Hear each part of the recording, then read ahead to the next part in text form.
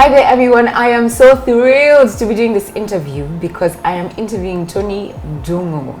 I've known Tonee for a long, long time. I think it's like 23 years. Yeah? For 23 years. Can you believe that? I've seen him through all phases of our lives, really, from teenagehood. Anyway, so I am interviewing him because he's an entrepreneur. He's founded two very successful organizations, and we'll be talking about them later. One of them is Nylab. He was a founder of Nylab and the founder of Kytabu, which we'll talk about a little later.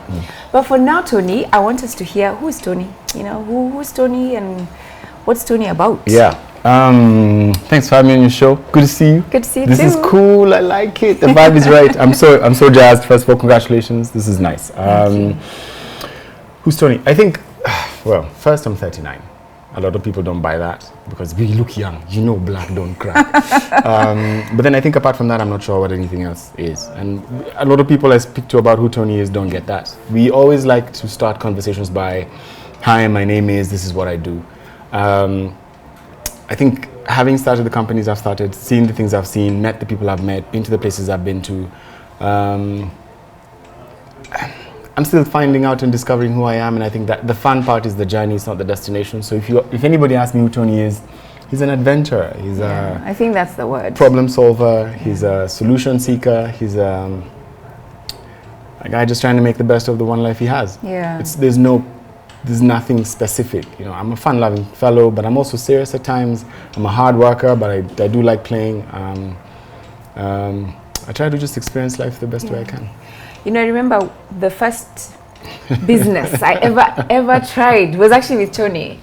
And we were young, we were in our early 20s, and we decided we need to make money. Make money. We need to make true. money. And your first near-death experience was with me too, just to mention. That is so true. Oh my gosh. That's true. Okay.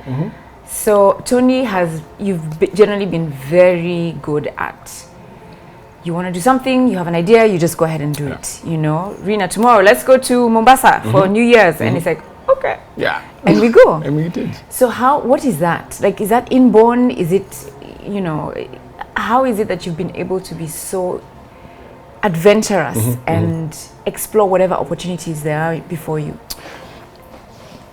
Growing up as an 844 kid, as many Kenyans would remember, we were taught that education is the way you get to go ahead. Do you remember that song? So many vijana, every morning 6 o'clock.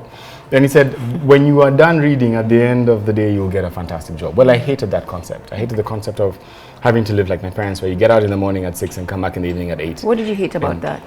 The structure of it was a bit, nobody shone in that kind of industrialized, do what you're supposed to kind of system. Okay. It robbed you of the fun of life. It robbed you of the spontaneity of trying to do things your way and coming up with your own solutions. It made you a piece of a very big cog.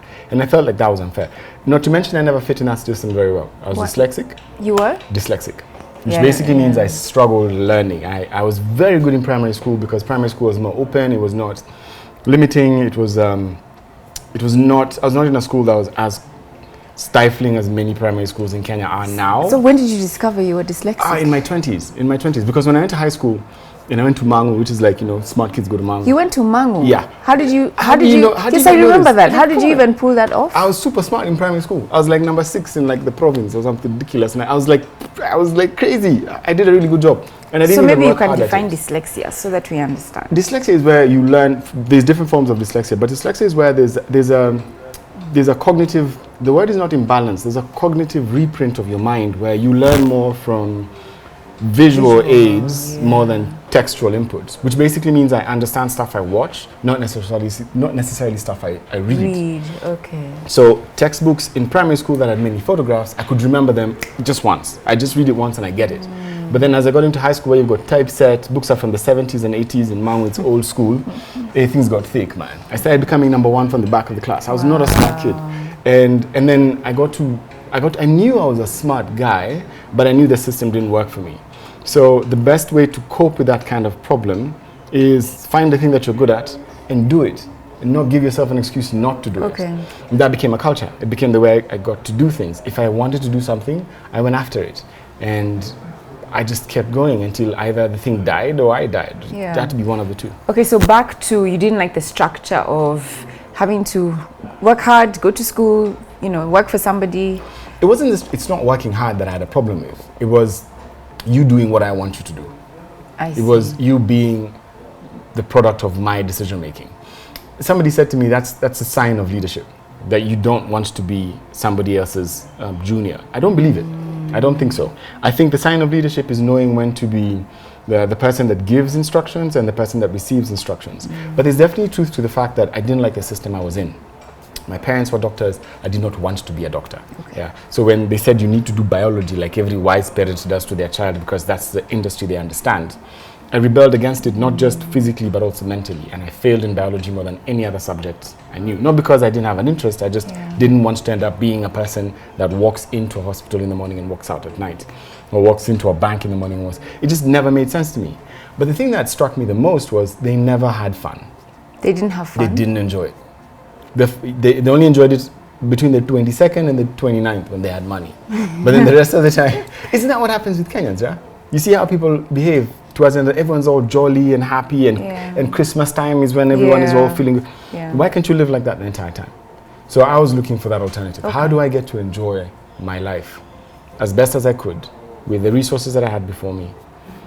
And that's why I called you up on a Friday night and said, let's go to Mombasa tomorrow. It was a Thursday night. And you said yes, and we went, and we had a blast. Yeah. And that's what life is about. So, okay, so fast forward, you're in your 20s, you know, you're in university, I think. And you're looking for ways to, what was it you were looking for? Are you looking for money that drove you to entrepreneurship? What were you looking for what does that initially? When I was in uni, I worked for the UN, this you know. I worked for a radio station, I worked for a TV station, I worked for a bunch of NGOs. I was a freelancer building websites. Like I did a lot of things for money because I had no time. I needed money to hang out with my friends or whatever. But the thing I realized in everything I went into, I only succeeded in the things that I took myself to, like the things that took all of me, the things that forced me to apply myself, the things that took all of Tonee. Okay. Anything that wanted a piece of me, I failed at. Give us a very good example is a website company. I'm a very good sales and marketing person. Very creative, very thoughtful. Yeah. I can code too, you know, somewhat. I can build websites. But sitting down behind my computer for 4 or 5 weeks then was too much. I couldn't do it. They needed another force to help me do that implementation. So I had pretty good contracts for a 25-year-old. I think it was like 4.5 million shillings in 2005 for websites. What I ended up doing is hiring some Indian guys out of India to build the websites. At 25, even you can have the Indian option. Yeah, because I looked for answers. There was Google still in 25. You just look, and then there's this thing which was then called Odesk. Now it's called Upwork, where you could get freelancers to do stuff for you. And I did get people to do stuff for me, and they built the websites, and I got to interact with the customers and clients, and they liked what I did. But I realized very quickly I'd have lost the relationships with the customers because I was not able to encompass all the things that were required. And I said to myself, this is the last time I'm going to throw myself into something that I'm not fully capable of doing or don't have the people next to me to be able to apply myself fully. And so when graduation came and I applied for jobs and I went for interviews, I looked at the work environment and I hated it. Black desks with black seats or gray desks with blacks, and then all of us sit in an industry-like structure with windows on one side and files on the other side and some chubby guy with a tie telling you what to do. And I struggled with that because if you have a solution, I will solve it. Just don't tell me how to solve the solution. Tell me to be creative. Tell me to save you money. Tell me to give you answers to your innovation problems. Tell me to do that. Don't tell me to fit into a piece of a chessboard and stay there. We will have a problem. That is serious. I think that is such a huge thing. The fact that you knew what you want and didn't want. You were self-aware from quite a young age.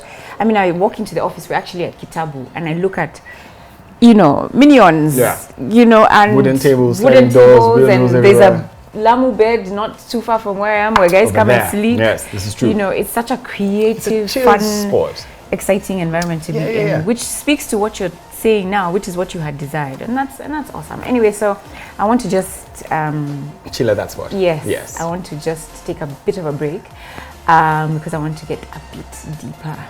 This is Rina Hicks. You are watching All Access, and I'm with Tonee Ndungu. Take care.